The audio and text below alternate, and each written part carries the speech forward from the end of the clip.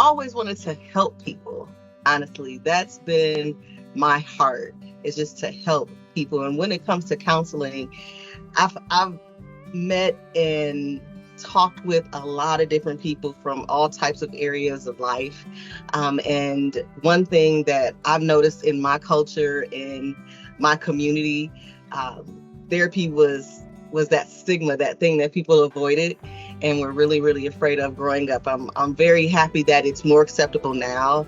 But when I got into it, I'm like, I want to help us understand the importance of mental health, and just helping my community, but helping so many different people has been my goal.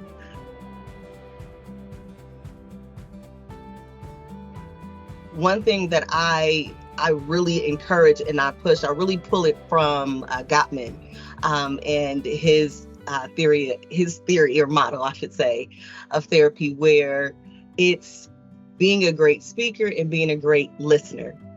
That part in itself is so important.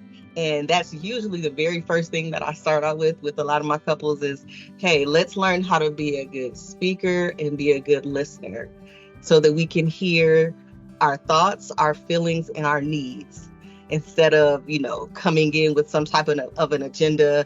I want to be heard. The goal really is to be heard anyhow in communication.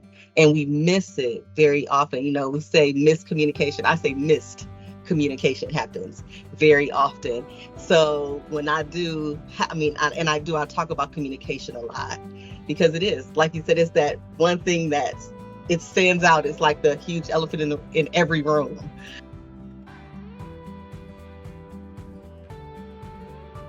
I have a lot of cases that I'm really, really proud of, right? I had a couple that it was not looking very good for them to actually come back together.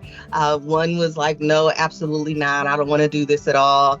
And the other was like, no, I want to stay together. Can we figure things out? And there was a lot of push back and forth to try to be heard. Of course, that communication part over time, which was part of my goal for them, was give it some time. Let's keep talking. Let's keep meeting. And over a couple months, they both started opening up to a place of, wait, time is important. Let's talk.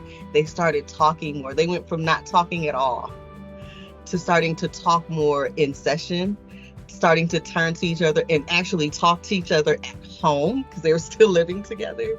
And they're still navigating the process, but I feel so proud of that part for them. I'm very proud of them more than me, because they're the ones putting in the work, but just being able to be there and encourage and work with them through this process and navigate these various challenges that they're having with their communication has been so exciting and fulfilling to see and watch them get to even where they are now.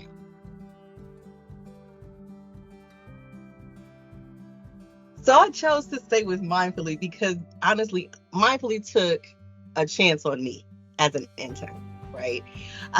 They, a marriage and family therapist intern coming in, and that wasn't very common.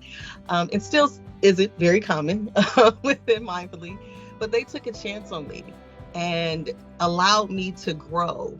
And I really, really appreciated that there's so much that they have given me and helped me with.